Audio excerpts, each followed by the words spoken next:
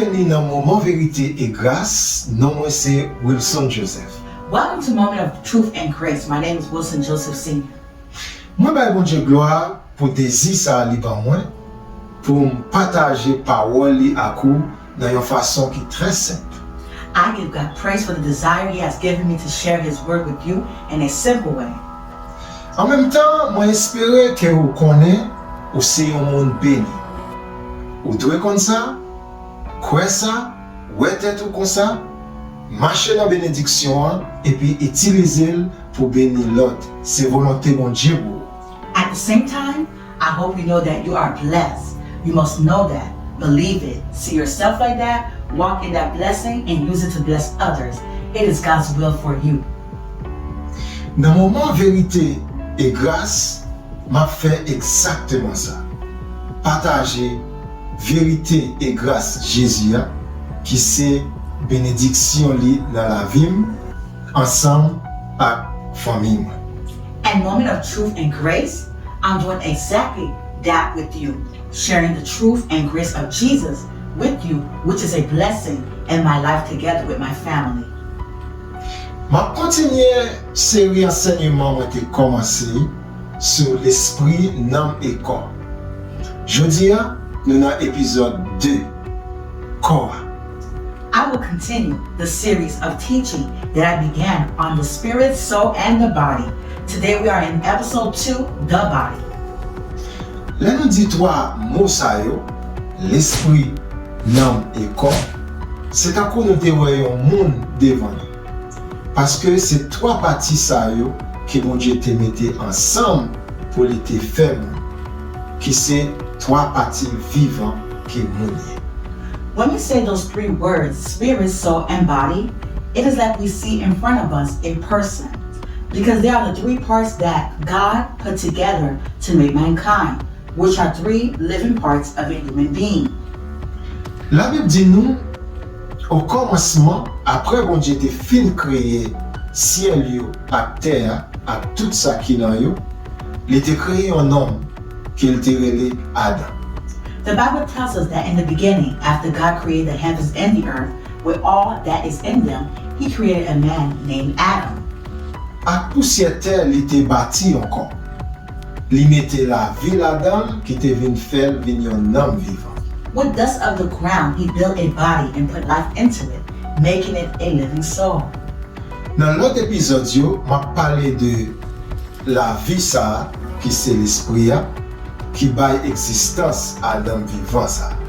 In the other episodes, I will talk about this life, which is the spirit, which gives existence to the living soul. Qui ça quoi est même? Il y a plusieurs autres façons nous définir mon corps. Mais pour m'arrêter dans le contexte enseignement, m'a dit que l'état pour une enveloppe, caille ou bien temps, côté l'esprit nous, mon noué dans l'esprit, et Nanm nous, mon noué dans la chair, habité. What is the body? There are many other ways you can define the word body. But in order to state the teaching context, I will say that it is like an envelope, house, temple, where our spirit, who we are in our spiritual realm, and our soul, who we are in the flesh, live. Corps, c'est partie physique nous. Ou ka toucher et sentir physiquement. Par exemple, si vous frappez un monde ou bien piquez la qui en sirène, la senti ça. The body is our physical part. We can physically touch and feel it. For example, if you hit someone with your hand or sting him with a syringe, he will physically feel that. Nous toujours en contact avec corps nous. Dans une façon, les on bagay rivel, nous déjà connaît qui ça lié. We are in constant contact with our body in such a way that when something happens to it, we already know what it is. Si tête nous fait nous mal, nous déjà connaît cette tête là. Si nous fatigués, grand goût, etc., automatiquement nous connaît. Nous pas besoin de faire aucune recherche pour nous chercher connaît. If our head hurts, we know it is the head. If we are tired, hungry, etc., we will automatically know. We don't need to do any research to find out. Nous avons une relation sensorielle avec corps. ça veut dire, si nous ka wè, tande, senti, goûter, toucher yon bagay, n'a kwe, ça veut dire. We are in a sensory relationship with our bodies. That means if we can see, hear, feel, taste, and touch something, we believe what they say about it. Même si nous pa wè, figi nous directement, le nous garder dans yon glace, nous kwe réflexion que nous wè, c'est juste parce que nous wè li physiquement. Even though our eyes don't directly see our faces, when looking at it in the mirror, we believe the reflection that we see. It is just because we can physically see it.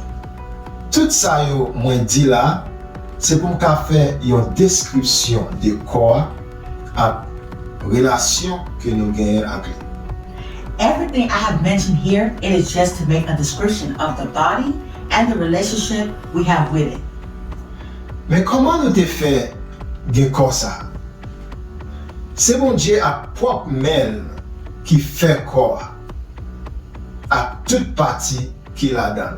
Commencer avec Adam, qu'il te fait avec poussière terre, Ève avec yon zokot Adam, et après ça, tout l'autre monde qui te gen pour fait biologiquement, tant que moi-même encore. But how did we get this body? It was God with his own hands who formed our body with all the parts that are in it, beginning with Adam with dust, Eve with one of Adam's rib, then all the other people who were to be biologically born like you and I. David t'a parlé à bon Dieu dans Psaume 139, verset 13. Il te dit, oui, c'est vous qui formez toute partie dans le corps. C'est vous qui rangez yo bien rangé dans votre maman. David was speaking to God in Psalm 139, verse 13. He said to him, "For you formed my inward parts, you covered me in my mother's womb."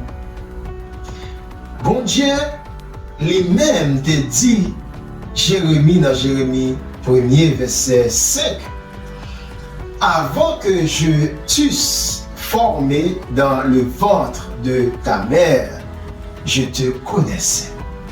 Pour verset ça, on a utilisé version française parce que créole là pas bien traduit. God himself said to Jeremiah in Jeremiah 1, verse 5, "Before I formed you in the womb, I knew you." For that verse, I used the French version because the Creole one does not translate it well. Job te dit, bon Dieu tout dans Job 10, verset 9. Songez, c'est vous-même qui ferme avec la bouteille rouge. Kounia, ou poil crasé m'fem tourner poussière?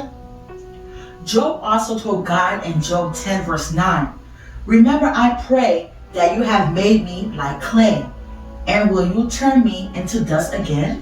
À travers trois versets ça yo, on se partager avec vous là, on capable remarquer que David te connaît que c'est bon Dieu qui te formé comme. Bon Dieu lui-même te dit Jérémie que c'est lui qui te formé comme. Et puis Job mentionné avec qui ça bon Dieu te fait comme, qui c'est poussière. Through those three verses I just shared with you, you can notice that David knew that his body was formed by God. Jeremiah was told by God himself that he was formed by him, and Job mentioned to God what he made his body with, which was dust of the earth. Pour créer comme monde, bon Dieu t'a utilisé poussière terre une seule fois pour tout le temps. Et puis, il t'a béni pour être capable de prendre naissance biologiquement à travers une femme. To create mankind's body, God used dust of the earth once for all times, and he blessed it to be able to be biologically born from a woman. Mais comment ça t'est passé selon la Bible? Genèse 2, 7 dit, laissa Seigneur, ton Dieu, prend poussière terre, il fait un homme. Il souffle dans tout homme pour bâlir la vie. Et puis, l'homme là vient vivant. This is how that happened, according to the Bible. Genesis 2, verse 7 says, "And the Lord God formed man of the dust of the ground and breathed into his nostrils the breath of life, and man became a living being. Et puis, verset 21 et 22 a dit, les arbres, Seigneur, bon Dieu, fait dormir prend l'homme là. Monsieur dormi net allé, pendant l'abdormi, bon Dieu l'ouvrit, bon côte li ouete yon zo côte. Après ça, li fermé trois bien fermé. Avec zo côte li te ouete nan l'homme là, li fait yon femme. Li menel bali. Then the verses 21 and 22, and the Lord God caused a deep sleep to fall on Adam, and he slept. And he took one of his ribs and closed up the flesh in its place. Then the rib which the Lord God had taken from man, he made into a woman, and he brought her to the man.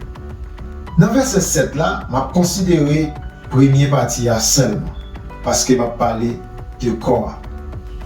Bon Dieu te fait corps nous à poussière, même Jean Job dit dans Job 10 verset 9 là.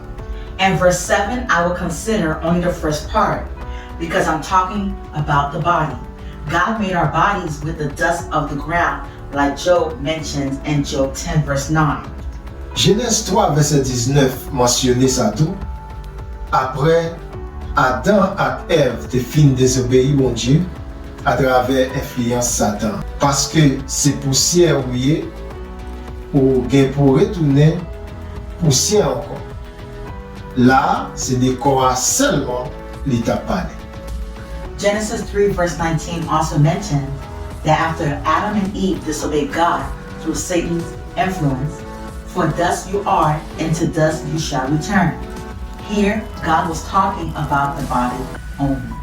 C'est une façon pour nous certifier avec vous que c'est seul corps que bon Dieu t'a créé à poussière terre. It is a way to certify with you that it was only the body that God created with the dust of the ground. Pour l'autre deux parties, c'est mettre bon Dieu te mette dans le corps. Il te soufflé l'esprit dans partie dans corps pour te prendre place. Et puis automatiquement, Nanm te vient joindre existence li dans corps. For the other two parts, God put them in the body. He breathed in the nose part of the body for the spirit to take its place. Then automatically, the soul came alive. Les hommes suspendent vivre dans le corps, l'esprit et Nanm ni pas tourner poussière. Dans le langage que tout le monde utilise puis bien, moi te vle dire les hommes mourir. Dans l'autre épisode, on va découvrir ça quoi arriver. When a person ceased to live in his body, the spirit and soul of that person will not return to dust. And another practical way that most people say it, I meant when someone dies. In the other upcoming episode, you will discover what will happen to them. Mais pour quelle raison corps te doit tourner dans poussière côté il te sorti? What was the reason why the body has to return to the dust where it came from? Est-ce que c'est parce que bon Dieu pas créé complètement bon? Is it because God did not create it completely good? Dans partie 2 épisode ça, In the second part of this episode, m'a répondre question ça. I would answer that question. On quitte là pour aujourd'hui, I'm leaving you here for today. m'a pour encore I will see you again. Anpil benediksyon pour vous. Blessings to you.